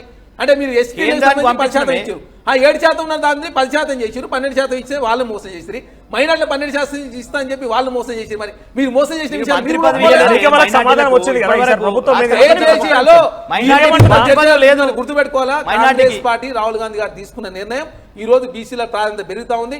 జనగణనలో కులగణన జరిగిందని కారణం ఎవరు? తెలంగాణ ఎవరు? కాంగ్రెస్ తీసుకున్న నిర్ణయం మూలంగా బీసీ బీసీలు సంఘాలు, వచ్చినారు బీసీలు. మరి. మీరా? ఒక్క నిమిషం, బీసీలు. కాదు, మీరు చెప్పండి. ఆ బీసీలో మీరు కూడా ఉన్నారు, మీరు కూడా సంతోషపడండి, తప్పేం లేదు. టీఆర్ఎస్ పార్టీ వల్ల నేనేమంటా, ఒక్క నిమిషం, ఏమన్నా ఒక్క నిమిషం. మీరు చెప్పండి. కదలిక వచ్చిందా? దేని కదలిక గురించి? ఎవరి వల్ల స్టార్ట్ అయింది? అందరు కామారెడ్డిలో బీసీల రాహుల్ నుంచి గాంధీ బీసీల నుంచి కదలిక స్టార్ట్ అందరూ అయింది. మొత్తం బీసీల నుంచి కదలిక జనతా స్టార్ట్ పార్టీ అయింది. ఎంత ఎంపీ ఉన్నట్టు పార్టీ నిర్ణయం అంటే తీసుకుంది. రాహుల్ గాంధీ పోరాడి కానీ ఇక్కడ ఉన్నటువంటి తారసింగ్ గారు చంద్రబాబు శోభరాజ్ కూడా పార్టీలు ఉన్నటువంటి కాంగ్రెస్ పార్టీ ఆ క్రెడిట్ మీరు కూడా తీసుకోండి, మీరు ఎందుకు ఇబ్బంది పడతారు? ఆ క్రెడిట్ మీరు కూడా తీసుకోండి, మేము కూడా చెప్పండి. వాస్తవాలు ఒప్పుకోవాలా లేదా? కాంగ్రెస్ రెండు పార్టీ మూడు తెలంగాణ క్వశ్చన్లు ఇచ్చింది. వేశారు. కులగన్న చేయమని చెప్పేసి కాంగ్రెస్ పార్టీ నిర్ణయం తీసి మేనిఫెస్టోలు పెట్టి మేమే కదా, టీఆర్ఎస్ పార్టీ పెట్టలే ఫస్ట్ కదా. క్వశ్చనర్ గారు ఆయన వాళ్ళు 42% పెట్టడం. ఇస్తానని ఎలా చెప్పారు? ఏది? 42% ఇస్తాను ఎలా చెప్పారు సార్? టెక్నికల్ గా దయచేసి ఏంటిది? ఇప్పుడు మహిళలు ఎంతమంది దేశంలో 50%, మరి 33% ఎందుకు ఇచ్చారు మరి? చట్టం దయచేసి ఎందుకంటే మీరు చట్టం మాట్లాడేది చేస్తాం. చట్టం చేస్తారు, పార్లమెంట్లో ఎక్కువ చట్టం చేస్తాం. పార్లమెంట్లో చట్టం పార్లమెంట్లో చేస్తారు. లెక్కలు ఉంటాయి మీరు సార్. అట్లా మేము అది కూడా చేసుకుంటూ 56% ఉంది కాబట్టి 42% రిజర్వేషన్ ఇస్తాం. అంటే ఎక్కువ 50% ఎక్కువ ఉంటారు కాబట్టి 42 ఇస్తామని చెప్పినాం. అది తప్పట్లయితే మేము ఒక విధానం పెట్టుకున్నాం, మా విధానం ప్రకారం మీరు మరి మీరు ఎట్లా పెట్టిరు? మీరు ఎస్టీలో 12% ఇస్తారని ఎట్లా అనుకున్నారు? మీరు మైనార్టీలకు ఎట్లా అనుకున్నారు? మీరు 12% ఇస్తాను ఎందుకు వెళ్ళారు మరి మైనార్టీలకు? అంటే మీరు అదే మీరు పెట్టుకున్నారు కరెక్ట్, మేము పెట్టుకున్నారు తప్పైతే. సరే ఇప్పుడు ఓల్డ్ డిస్కషన్ ఏంది మీరు ఆర్డినెన్స్ గురించి దయచేసి కదలికలు స్టార్ట్ అయింది. కాంగ్రెస్ పార్టీ రేవంత్ రెడ్డి గారు తీసుకున్న నిర్ణయం దేశం ఈ రోజు ఫాలో అవుతా ఉంది. జనగణనలో కులగణన చేస్తామని చెప్పి నరేంద్ర మోడీ గారు ఒప్పుకున్నారు. భారత ప్రభుత్వం ఒప్పుకొని ఈశాన్య రాష్ట్రాలు ఆల్రెడీ ఇంప్లిమెంట్ జరుగుతా ఉంది. సరే ఆర్డినెన్స్ గురించి మాట్లాడు. ఆర్డినెన్స్ ఒక చిన్న కేసు వేస్తే అంటే అది ఊడిపోయే ఏడి ఊడిపోదు. మీరు చూడండి ఎంత సక్సెస్ఫుల్ గా 42% కాంగ్రెస్ పార్టీ ఇక్కడ ఉన్నది. ఇచ్చింది. తాడూరు శ్రీనివాస్ గారు మీరు బై చూడండి. ప్రొఫెషన్ ఆయన ఒక అడ్వకేట్. ఇప్పుడు ఎట్లా ఇంప్లిమెంట్ చేస్తాం కూడా చెప్తాను. మీరు కూడా నేను అడ్వకేట్. కూడా చెప్తున్నా ఎట్లా అవుతుందో మాకు తెలుసు. దాని వెనుక వ్యూహం ఉన్నది. 42% బీసీలకు సంబంధించి ఆల్రెడీ బయటకు మీ ఇద్దరు కుమ్మక్కయ్యారా? బీజేపీ నామినేషన్ వేసిన తర్వాత ఎవరైనా కోర్టు వేరనుకో నామినేషన్ వేసిన వాళ్ళు బీసీలే కూడా కంటిన్యూ అవుతారు. అంటే మీరు దానికి అప్పుడు మళ్ళీ వేరే వాళ్ళు తీసుకొచ్చి పెడతారా? మీరు నిన్న పొన్నం ప్రభాకర్ కూడా మీడియా సమావేశంలో మాట్లాడితే ఏమన్నారంటే 42% ఆర్డినెన్స్ తీసుకొస్తాం. Yes. మీ పార్టీ వాళ్ళు కూడా మీరు 42% ఆర్డినెన్స్ తీసుకొచ్చినాక పార్టీ తప్పనిసరిగా ఇవ్వాల్సిందే కదా. మళ్ళీ పార్టీ గురించి ఎందుకు దయచేసి మాట్లాడారు? ఆర్డినెన్స్ తీసుకొచ్చిన బీసీలకు సంబంధించిన మేము ఇస్తాము. ఆగండి. ఫైనల్ అయితే ఫైనల్ అయిన తర్వాత నామినేషన్ వేసిన తర్వాత ఎవరైనా కోర్టు పోయినప్పుడు స్టే వచ్చినప్పుడు అదే అప్పుడు అంటున్నా. ఉన్నటువంటి బీసీలే అదే కదా అంటున్నా. కంటిన్యూ కావాలని అంటే మేము కోరుకుంటున్నాం. అంటే మీరు ఇక మీ ఇష్టం. అంటే చట్టం మా చేతులు ఉందా? చట్టం మా చేతి మీరు చెప్పండి మరి. ఇప్పుడు భారతదేశంలో తెలంగాణ అంతర్భాగం. విచిత్రమైన భారతదేశం చట్టాలు చేసినప్పుడు భారతదేశంలో కొన్ని చట్టాలు మీరేమన్నారు? చట్టం చేసే వాళ్ళ దగ్గర లేదు కాబట్టి మా బీజేపీ చేతిలో తప్పు అంటున్నారు. మేము ఒక్క 100% నిమిషం, బీజేపీని అడుగుదాం. దయచేసి 100% క్యాబినెట్ లో ఆగండి, ఆగండి. సార్, ఆయన మేము 100% ఒక్క ఎఫెక్టివ్ గా నిమిషం. పనిచేస్తున్నాం అనేది ఒక్క నిమిషం. 100% ఎలాంటి 1% కూడా బీసీలకు సంబంధించి నష్టం చేసే ఉద్దేశంలో కాంగ్రెస్ ప్రభుత్వం ముందుకు పోతున్నాయి. 100% చిత్తశుద్ధితో అమలు చేస్తా ఉన్నాం. రేపు రాష్ట్రపతి గారు నిర్ణయం తీసుకున్న తర్వాత పార్లమెంట్ ప్రారంభమైన తర్వాత మళ్ళీ కేంద్రం నుంచి పోరాటం చేస్తాం. కాంగ్రెస్ పార్టీ సిద్ధంగా ఉంది అక్కడ. ఇక్కడ రాష్ట్రపరంగా చేసేది రాష్ట్రపరంగా, కేంద్ర పరంగా చేసేది కేంద్ర పరంగా, అన్ని రకాలుగా చేసే ప్రయత్నాలు కాంగ్రెస్ పార్టీ ముందుకు పోతా ఉంది. అదే కాకుండా మీరు బీసీల ముఖ్యమంత్రి చేస్తున్న భారతీయ జనతా పార్టీ బీజేపీ నేత ఏడి, కౌన్సిల్ నేత ఏడి, రాష్ట్ర అధ్యక్షుడు ఏడి?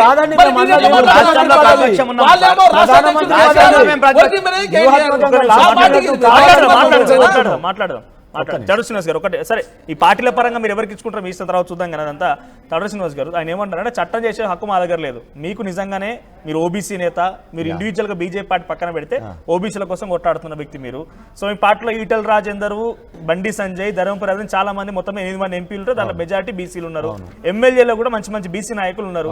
నిజంగా వీళ్ళు చెప్తున్నట్టు అమలు కావాలంటే మీరు ఒక్కసారి పోయి, ఎందుకంటే నీకు రేపటి రోజున అధికారం కోసం ఎక్స్పెక్ట్ చేస్తున్నారు, సౌత్ ఇండియాలో ఒక స్కోప్ ఉందనంటే తెలంగాణ మీరు అనుకుంటున్నారు కాబట్టి ఎందుకు పోవద్దు మీరు పోయి, ఎందుకు సార్ మనకు రిజర్వేషన్ వస్తే బాగుంటుంది ఎందుకు అఖిలపక్ష మీటింగ్ తీసుకొని పోతామని చెప్పి రేవంత్ రెడ్డి గారు అనమానండి, దీని మీద తీసుకునే పోలే ఓబీసీల మీద. రెండోది అఖిలపక్ష పార్టీలో మా వాళ్ళు డెఫినెట్ గా వస్తారు ఓబీసీల పట్ల, ఓబీసీల గురించి అఖిలపక్షాన్ని కండక్ట్ చేయమని. ఇండివిజువల్ ఫైట్ మేము ఆల్రెడీ అస్త్రం ఉంది, ఎప్పుడు ఉంది తెలుసా? ఇప్పుడే ఆల్రెడీ జనగణన చేసి ఉంటే డెకేడల్ సర్వే, అందులో ఓబీసీల గణన కూడా అయ్యి ఉంటే మేము ఇచ్చే వాళ్ళమే ఇవ్వాలా డైరెక్ట్. అది ఇయ్యడానికే ఆర్డినెన్స్ లో ప్రభుత్వం కాదండి మాది, మేము ఎమర్జెన్సీలో తెచ్చే ప్రభుత్వం కాదండి. కాంగ్రెస్ లాగా చేయం మేము. ఏ చేసినా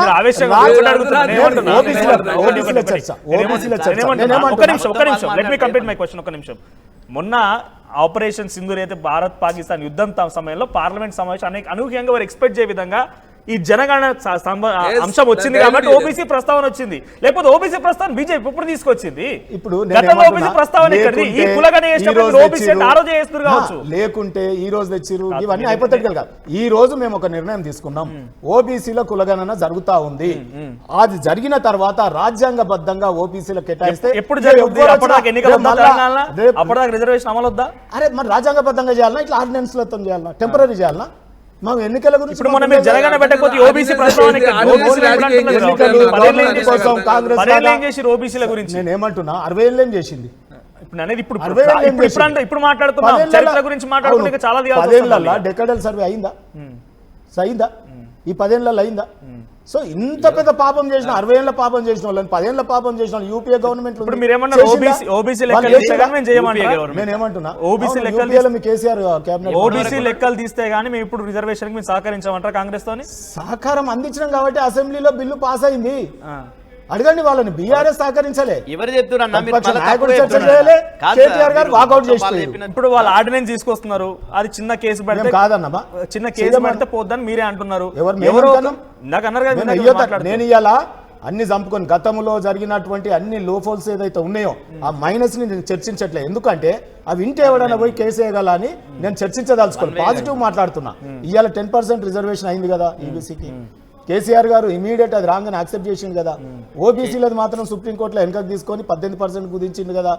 సో ఆ 23% బీసీ ఒరిజినల్ హిందూ బీసీలకు 18% దక్కినాయి. ఆయన కొన్ని సీట్లే ఇవ్వలేదు.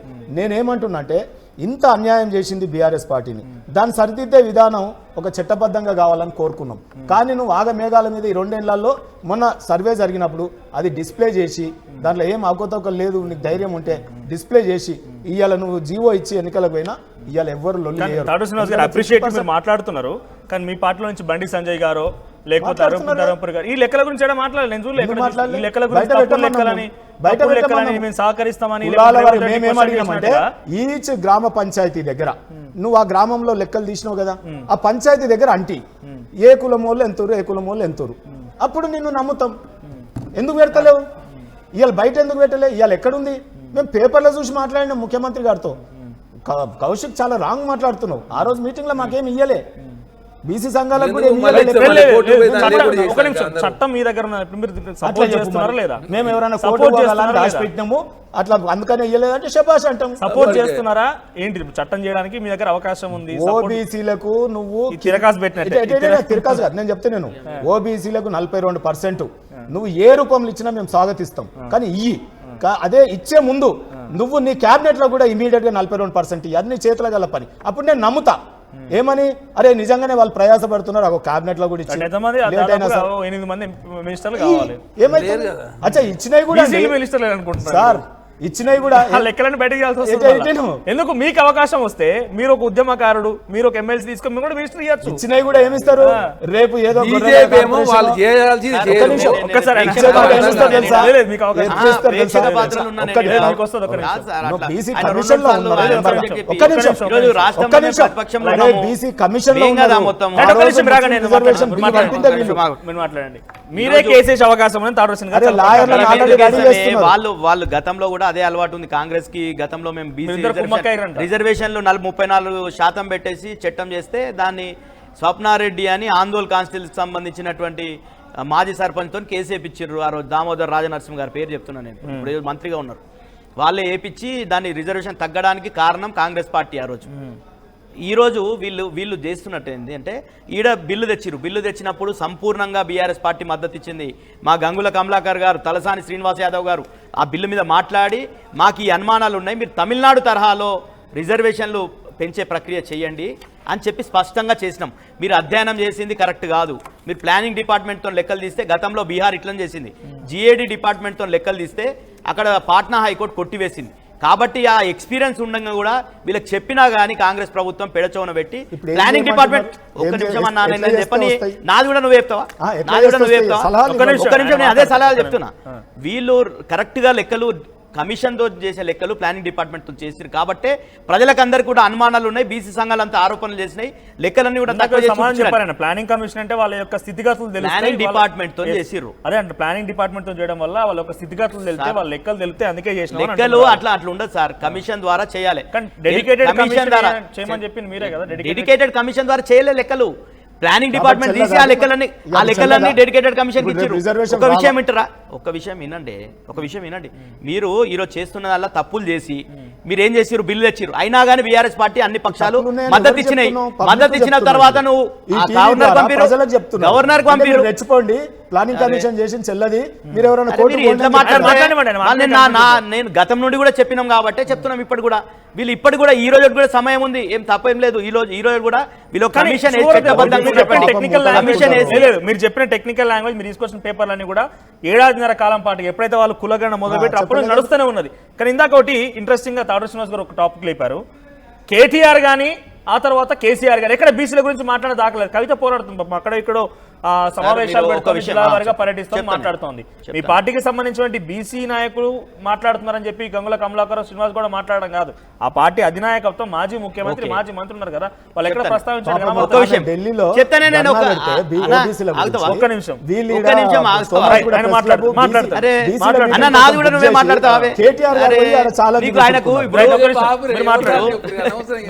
ఒక విషయం కేసీఆర్ గారు ప్రోటోకాల్ లేనాడు, అదే పోర్ట్ఫోలియో లేకుండా మంత్రిగా ఉన్నప్పుడు కేంద్రంలో 6 నెలలు ఉన్నాడండి తెలంగాణ కోసం 2004 UPA 1లో.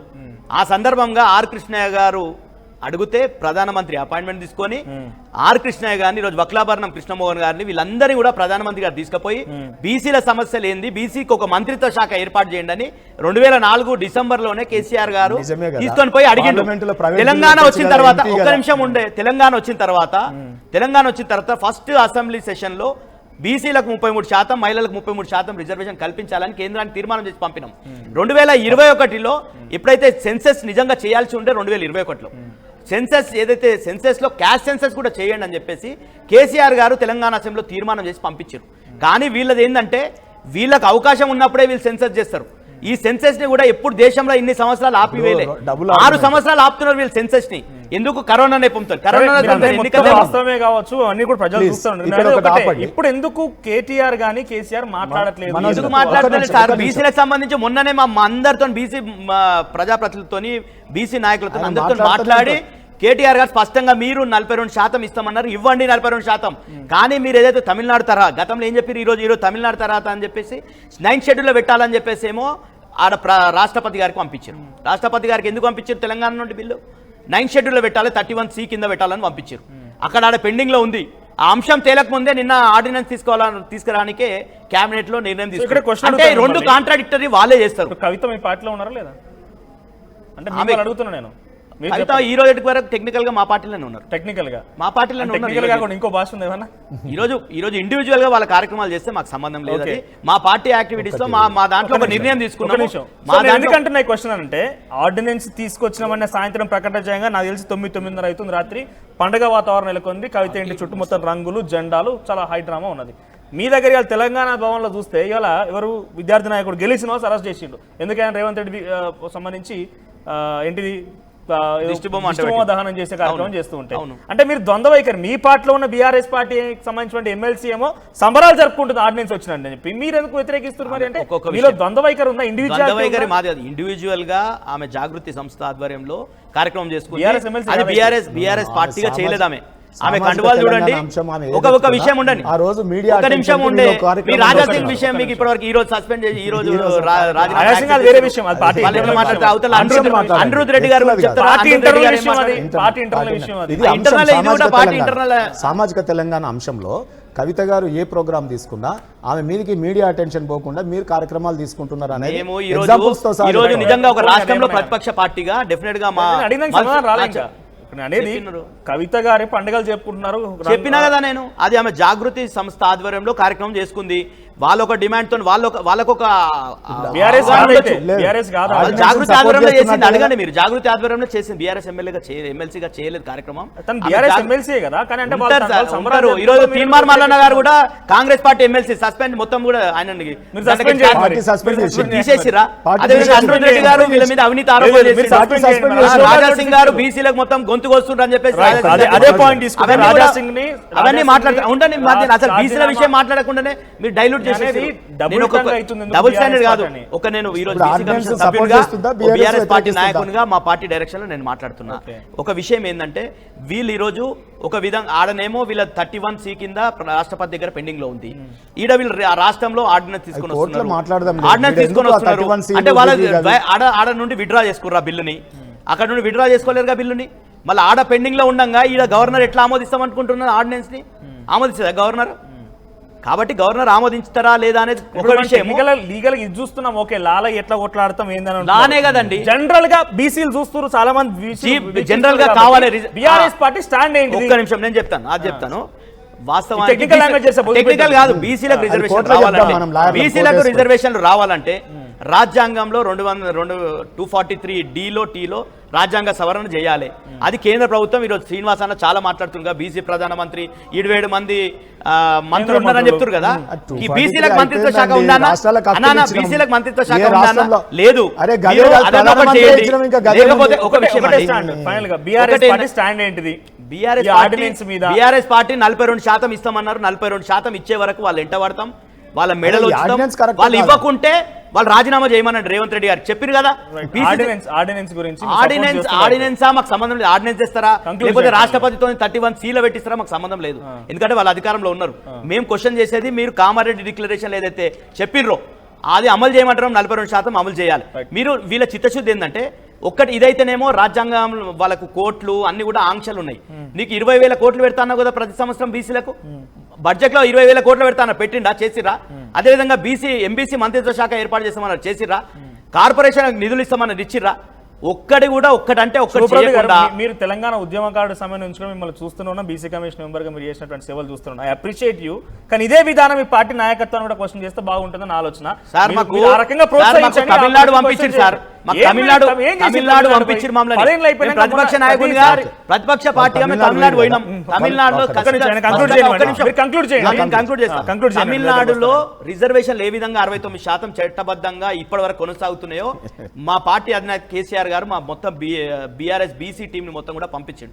మేము 2 days స్టడీ టూర్ పోయి మొత్తం అధ్యయనం చేసినాం. అక్కడ నుండి కావాలంటే రేవంత్ రెడ్డి గారికి ఈ బుక్ నేను తమిళనాడులో ఏ విధంగా అయితే రిజర్వేషన్లు అమలు చేసిర్రు, వాళ్ళు జయలలిత గారు ఏ విధంగా ఫాలో అయింది, ఆ ప్రతిపక్ష నాయకులు అందరిని ఎట్లా కలుపుకొని పోయినరు, అఖిలపక్షం ఎట్లా ఢిల్లీకి తీసుకుపోయింది, ఎట్లా ప్రధానమంత్రి గారిని రోజు ఒప్పించింది, ఇవన్నీ కూడా తీసుకొని వస్తాం. ఎట్లయితే అంబాశంకర్ కమిషన్ రిపోర్ట్ ఎట్లుంది, జనార్దన్ కమిషన్ రిపోర్ట్ ఎట్లుంది, ఇవన్నీ కూడా మీరు తెలుసుకోండి. ఆ విధంగా చేయండి అని నేను రేవంత్ రెడ్డి గారిని కోరుతున్నా. మై ఫ్రెండ్ శుభప్రద్ గారికి తెలియంది ఏంటంటే 2004 జల్లిసిద్దే అని మమ్మల్ని మద్రాస్కి ఆల్రెడీ పంపించారు 2004లో 2004లో. ఆ తర్వాత మళ్ళీ మస్వంచారి గారిని వాళ్ళని పంపించిండు మధ్యలో. మొన్న ఇక్కడ బీసీ మూవ్మెంట్ ఓబీసీ మూవ్మెంట్ జరుగుతుంటే కూడా మొన్నే వాళ్ళందరినీ పంపిండు కొంతమంది. దానిలో అనేక మంది సూట్ కేసులు పట్టుకొని పోయినట్టు ఏరోప్లేన్ ఎక్కినట్టు అన్ని ఫోటోలు కూడా వచ్చినాయి ఛానల్లో. ఫోన్ చేస్తారు. నేనేమంటున్నా మరి ఇన్నిసార్లు పోయారు కదా, 2004 నుంచి మద్రాసు పోయి వస్తూనే ఉన్నారు కదా, మరి ఎందుకు చేయలేదు? 10 ఏళ్ళు ప్రభుత్వంలో ఉన్నారు కదా, ఎందుకు చేయలేదు? కాన్స్టిట్యూషనల్ వాళ్ళు 243T గురించి వాది గురించి మాట్లాడుతారు. Already there is a provision, articles మన కాన్స్టిట్యూషన్ ఆల్రెడీ ఉంది. ఏమని ఉంది అంటే మేము వచ్చినాకనే చేసాం, రాష్ట్రాలు చేసుకోవచ్చు. ఎందుకంటే ఏ రాష్ట్రంలో ఆ రాష్ట్రం ఏ రాష్ట్రానికి ఆ రాష్ట్రానికి సామాజికంగా నెంబర్స్ డిఫరెన్స్ ఉంటుంది. ఏ రాష్ట్రానికి ఆ రాష్ట్రం చేసుకోండి, మీ అంతా మీరు రిజర్వేషన్స్ ఇచ్చుకోవచ్చు అన్నది. ఇది local body election. Local body election state government directly. So నేనేమంటున్నా అంటే ఇక్కడ వీళ్ళని, ఎందుకంటే నేను అని లాభం లేదు. ఎందుకంటే 0 స్టూడెంట్ ఇప్పుడు మిమ్మల్ని అడిగినా మీరు ఇచ్చేది లేదు, కనీసం మద్దతు చెప్పేది లేదు ఓబీసీల పక్షాన. ఓబీసీలకు అయ్యేదాన్ని ఇదే 10 ఏళ్ళు మీరు ఏం చేసినా మనం క్వశ్చన్ చేస్తున్నారు కదా. ఇదే 10 ఏళ్ళు ఇదే ప్రధాని మోదీ ఉన్నారు, మేము చేసేది ఇదే 10 ఏళ్ళు మీరున్నారు. ఇదే 10 ఏళ్ళలో 5 ఏళ్ళు బండి సంజయ్ గారు ఎంపీగా. నేను ఏమంటున్నా, ఈ 10 ఏళ్లలో మేమేం చేస్తున్నామంటే ప్రతిదీ మేము 370 ఆర్టికల్ కావచ్చు, బిల్లు విధానం చెప్తున్నా, బీసీల గురించి చెప్తున్నా. నేషనల్ కమిషన్ ఫర్ బీసీది రాజ్యాంగ భద్రత కల్పించిన, రాజ్యాంగ భద్రత ద్వారానే ఇది సాధ్యమవుతుందని. ఇది కూడా రాజ్యాంగ భద్రత ద్వారా ఓబీసీలకు రిజర్వేషన్ చేయాలి. అది చేయాలంటే రేపు జనగణన జరగాలి. అదే మేము ఈరోజు చేస్తా ఉన్నాం. మేము రేపు చేస్తా ఉన్నాం. జనగణన అయిపోయిన తర్వాత ఓబీసీలకు పార్లమెంట్ ద్వారా కాన్స్టిట్యూషనల్ గా ఓబీసీ రిజర్వేషన్ రేపు రాహుల్ గాంధీ మున్మనవాడు వచ్చినా ఎవరేం చేయకుండా ఓబీసీలకు భద్రత కల్పిస్తాం. అది మా విధానం. ఏం చేసినా రాజ్యాంగబద్ధంగా చేస్తాం. మీలాగా ఎన్నికల కోసం ఆర్డినెన్స్ లో మీలాగా ఎన్నికల కోసం మాట్లాడడం మేము చెయ్యం. మీరు చెప్పండి ఏం క్వశ్చన్ అది? నేషనల్ బీసీ కమిషన్ కి చట్టబద్ధత ఇచ్చిన అని చెప్పి జబ్బలు దర్చుకుంటున్నాం. తెలంగాణలో ఉండేటటువంటి 28 కులాలని జాతీయ స్థాయిలో ఓబీసీలో చేర్చమని కమిషన్ రిపోర్ట్ ఇచ్చి సంవత్సరం కాలం సంవత్సరం కాలం అవుతుంది. ఎన్సీబీసీ రికమెండేషన్ ఎందుకు అమలు చేస్తారు? 28 బీసీ కులాలు పెండింగ్ లో ఉన్నాయి. వాళ్ళకి నవోదయ సీట్ రావాలంటే ఇబ్బంది అవుతుంది. అడిగిన ప్రశ్న మళ్ళీ అడగండి. నేనేమంటున్నా, ఇవాళ బీసీ కమిషన్ లో మెంబరు అడ్వకేటు సంతోషం, కానీ మొట్టమొదట ఓబీసీల పట్ల గడ్డపార దించింది కేసీఆర్ గారు. ఎట్లా తెలుసా? అసెంబ్లీలో ఇవాళ బీసీ కమిషన్ ని ఒక రిటైర్డ్ జడ్జో ప్రజెంట్ జడ్జో లీగల్ ఫ్రాటర్నిటీ ఉన్నోళ్ళు ఉండాలి, చైర్మన్ మెంబర్ కానీ ఒక్కరన్నా ఉండాలని చెప్తే, ఒక్క నిమిషం ఆగండి. అరే ఇవాళ ఒక్క నిమిషం సార్, నేనేమంటున్నా అటువంటి చట్టాన్ని ఒక సామాజిక వేత్త తీయొచ్చని ఒక్క నిమిషం నీ పార్టీకి చెప్తే ఉద్దేశంతో చట్టాన్ని సవరించి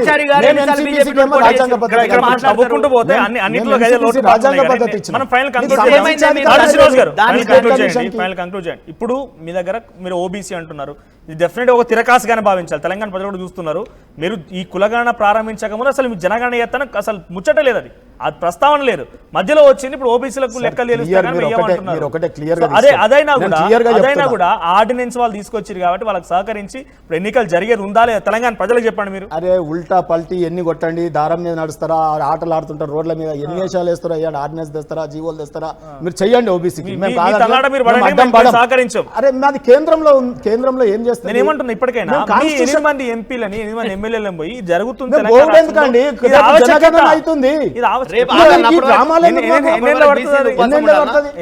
స్టార్ట్ అయింది కదా, మొదలైంది కదా, నోటిఫికేషన్ ఇచ్చినాం కదా, చలి ప్రాంతాలు రాష్ట్రాలలో మొదలైపోయింది కదా. లేకపోతే వీళ్ళ లెక్క ఒక్కరోజు చేయమంటారా? అది దాచిపెట్టమంటారా? తప్పుల తడక చేసి వారంలోనే చేయమంటావా? మళ్ళీ 2 రోజులు చేయమంటారా? సార్ అది కేంద్రంలో జనగణన, దానికి కాన్స్టిట్యూషనల్ ఇది ఉంటుంది, దానికి చట్టబద్ధత.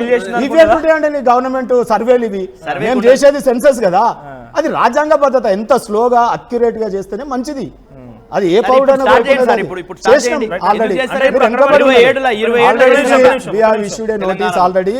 ఆల్రెడీ చలి ప్రాంతాలు ఉన్న రాష్ట్రాలలో జరుగుతుంది. దాని టర్మ్స్ ఆఫ్ రెఫరెన్సెస్ చేస్తా ఉన్నాం. మీలాగా అది తప్పకుండా అందరికీ అందుబాటులోకి వస్తుంది. ఎన్నికల టైం పట్టాలి, ఇంకా ఆలస్యమైన ఏం కాదంటారా?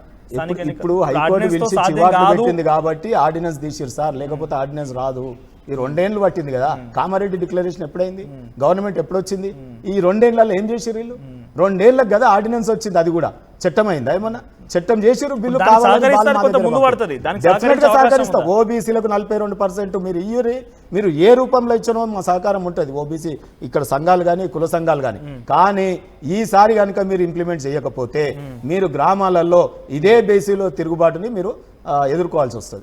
ఫైనల్ కంక్లూడ్ చేయండి, ఏం జరగబోతోంది ఇప్పుడు ఏమనంటే సర్వే తప్ప, సర్వే ఎక్కడన్నా ఎవరన్నా చేసి ఉండి ఆ లెక్కలు ఏమన్నా మేము తప్పు చేస్తే అనాలా. వాళ్ళు ఒకరోజు చేసిన సర్వేనే వాళ్ళు కరెక్ట్ అంటారు. మేము 50 రోజుల పాటు చేసినట్టు సర్వే దాదాపు 150 కోట్ల రూపాయలు. అరే ఆయన మాకేం సంబంధం, నాకు అర్థం కాకడితే ఆయన చేసిండ బీసీల కోసం. ఆయన మొదటి వాడు కాదు, చివరి వాడు కాదు. ఆయన ఏదో మొత్తం చేసేసి ఎవరన్నా చేసిరా దేశంలో ఎవరన్నా? ఇప్పుడు అదేవిధంగా బీహార్ సంబంధించి అక్కడ సరిగా లెక్కలు తెలిసలేదు కదా, కోర్టు ఆపేసింది. ఇక్కడ పర్ఫెక్ట్ లెక్కలు తెలిసాలి. కోర్టులో పోయినా కూడా రేపు వివాదాలు జరిగినా కూడా ఖచ్చితంగా ఆర్గ్యుమెంట్ చేసడానికి ప్రభుత్వం దగ్గర ఖచ్చితంగా ఆధారాలు ఉండాలని చెప్పేసి అదేవిధంగా ఇక్కడ సర్వే చేస్తే దాన్ని మొత్తం తప్పుపడే ప్రయత్నం BRS party, Bharatiya Janata party చేస్తా ఉన్నాయి తప్ప దీనిలో విషయం లేదు. ఖచ్చితంగా ప్లాన్ ఉందా లీగల్ గా? కాంగ్రెస్ పార్టీ చేసింది కాబట్టి ఈ రోజు దేశం ఫాలో అవుతాం. రేవంత్ రెడ్డి గారు కాంగ్రెస్ పార్టీ తెలంగాణ రాష్ట్ర కులగన్న చేసి ఢిల్లీలో జనతా మంది ఎందుకు రాలి ధర్నకమని Bharatiya Janata party BRS party రాలే. కుల సంఘాలు చేసిన సర్వేకి కాంగ్రెస్ పార్టీ తెలంగాణ ముఖ్యమంత్రులు పోయి ఏం చెప్పారు? చెప్పిన తర్వాతనే కదా నరేంద్ర మోడీ ప్రభుత్వం మరి ఎందుకో జనగణలో కులగన పెడతాని చెప్పి ఎందుకు ఒప్పుకోలేదు ఫస్ట్? మరి తర్వాత ఎందుకు ఒప్పుకోవాల్సింది అంటే ఇక్కడైతే సర్జికల్ స్ట్రైక్స్ కావచ్చు, అదే పుల్వామా మన ఘటన సంబంధించి ఆ ఇష్యూని డైవర్ట్ కావాలంటే ఖచ్చితంగా ఇది జనగణలో కులంగన చేస్తామని చెప్పి ఇష్యూని డైవర్ట్ చేసే ప్రయత్నం భారతీయ జనతా పార్టీ చేస్తాం. రేపు ఇంకా బలైన పడదు అనుకోండి, చట్టసభలో బీసీ రిజర్వేషన్ కూడా కాబట్టి భారతీయ జనతా పార్టీ ఆర్డినెన్స్ కి ఎటువంటి లీగల్ కాన్సిక్వెన్స్ వచ్చినప్పుడు మేము గుర్తుపెట్టుకోండి, బీసీలు 42% రిజర్వేషన్ ఇచ్చే దాంట్లో ఏ ఒక్క అవకాశాన్ని వదులుకోండి. పార్టీ ఒక మాట తీసుకోండి, వెనక్కి తీసుకోండి. పార్టీ పరంగా కాదు, ప్రభుత్వ పరంగా ఏ పరంగా గుర్తుపెట్టుకో, మేము ప్రభుత్వ పరంగానే మొదటగా ప్రభుత్వ పరంగా అరే మీరు అంటే ప్రభుత్వ పరంగా ఇచ్చే ప్రయత్నంలో ముందుకు పోయే క్రమంలో రకరకాల అవకాశాలు అన్వేషిస్తాం కదా మేము. అంటే భారతీయ జనతా పార్టీ ప్రభుత్వ పరంగా ఇస్తాం, అందుకే ఆర్డినెన్స్ తీసుకొస్తున్నాం కదా. ఎందుకు తీసుకొచ్చిన ఆర్డినెన్స్? ఎందుకు అసెంబ్లీ చర్చ చేసినాం? ఎందుకు అసెంబ్లీ బిల్లు చేసినాం? ఎందుకు ఎవరైనా ఆమోదించారు? రాష్ట్రపతి ఏమైనా ప్రతి అవకాశాన్ని వాడుకునే ప్రయత్నంలో ప్రభుత్వం ముందుకు పోతా ఉంది. ఖచ్చితంగా రాహుల్ గాంధీ గారు 100 మంది ఎంపీలను కాంగ్రెస్ పార్టీ మద్దతు ఇస్తా ఉంది. కాబట్టి చట్టం చేయండి, పార్లమెంట్ లో బిల్లు పెట్టండి చెప్పి కాంగ్రెస్ పార్టీ భారతీయ జనతా పార్టీ కోరుతా ఉన్నాం. బీఆర్ఎస్ పార్టీ అంటే వాళ్ళు ఇక మౌనం వహిస్తారు, వాళ్ళు భారతీయ కాబట్టి కాంగ్రెస్ పార్టీ గుర్తు పెట్టుకోండి. మాకు చిత్తశుద్ధి ఉంది, పార్టీ పరంగా కావచ్చు, ప్రభుత్వ పరంగా కావచ్చు, పదవులు ఇచ్చే దాంట్లో కావచ్చు, మేము ముందుకు పోతాం. బీఆర్ఎస్ పార్టీ అధ్యక్షుడు ఓసీ, భారతీయ జనతా పార్టీ అధ్యక్షుడు చెప్పే మాటలేమో ఇట్లా 42% ఇస్తామంటారు. హైకోర్టు వాదనలో వాళ్ళ తరఫున ప్రభుత్వం తరఫున న్యాయవాది మాత్రం ట్రిపుల్ టెస్ట్ ని ఫాలో అవుతాం, 50% రిజర్వేషన్ దాటం అనే విధంగా చెప్పిండు. 1 మంత్ టైం అడిగిండు. ఇప్పుడు అది ఒక టెక్నికల్ గా ప్రజలకు తెలియదు, టెక్నికల్ గా కోర్టులు ఏం అదే చెప్తున్నాను. ప్రజలకు తెలియదు. నిజంగా అది కాకపోతే తాడూరు శ్రీనివాస్ గారు అన్నట్టుగా లేకుండా మనం అన్నట్టుగా ప్రజలు చూస్తున్నారు కాబట్టి ప్రజలు డిసైడ్ చేస్తారు. థ్యాంక్ యూ శివప్రద్ గారు, థ్యాంక్ యూ తాడూరు శ్రీనివాస్ గారు, థ్యాంక్ యూ చరణ్ కౌశిక్ గారు.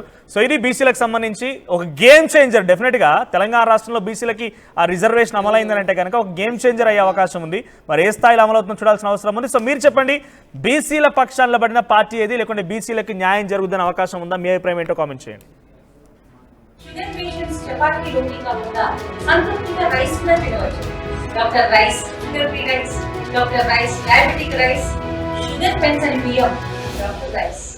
తెలుగులో ఫాస్టెస్ట్ న్యూస్ ఇప్పుడు కొత్త అవతారంలో 5 సెకండ్లోనే పూర్తి వార్తా సమాచారం మీ చేతిలోకి. సోషల్ మీడియా ట్రెండ్స్ మీ కళ్ళ ముందుకే, live TV and voice search options తో ఇప్పుడే డౌన్లోడ్ చేయండి. యాప్ లింక్ డిస్క్రిప్షన్ లో ఉంది.